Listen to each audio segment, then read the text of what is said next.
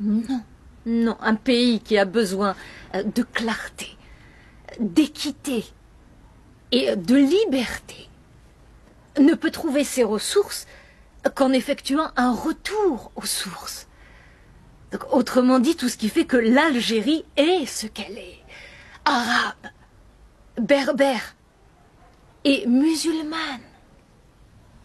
Et ce qui relie ces trois dimensions, c'est l'amour de la grandeur. Et pour l'Algérie, la réalité sera vide, sans verticalité. Je crois que c'est le moment pour les forces vives du pays de prendre de la hauteur. L'heure est propice à l'envol. Et au crépuscule des années folles qui ont donné lieu à ce ras-le-bol. L'Algérie a tout à espérer.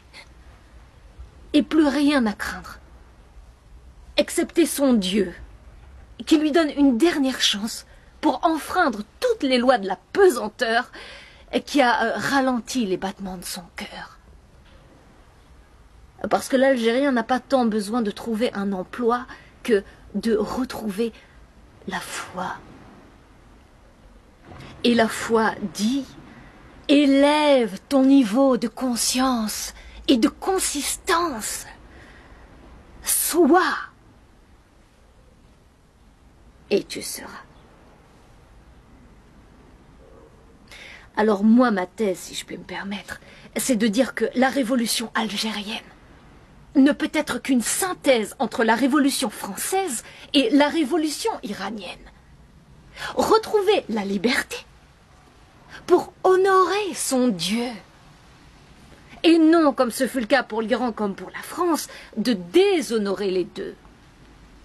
Dans un cas, le maître s'opposa à Dieu, et dans l'autre, c'est Dieu qui s'opposa au maître, alors qu'il eût fallu concilier les deux. Le salut passera par une révolution islamique, et non islamiste, par le Coran.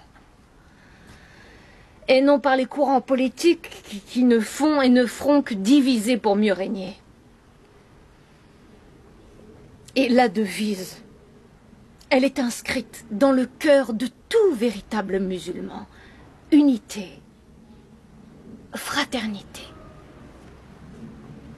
spiritualité. Alors, les mauvaises langues rappelleront les deux fronts qui ont déjà vu les Algériens s'affronter avec le pire et sans succès.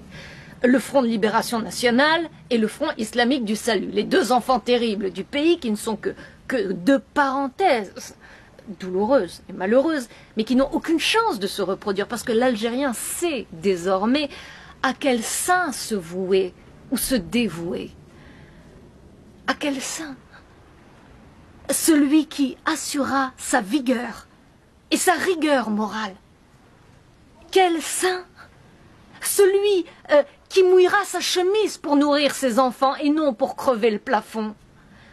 Et ce saint, on sait déjà comment il s'appelle, c'est le peuple algérien, qui fera du vendredi, le jour d'après-demain et d'avant-hier.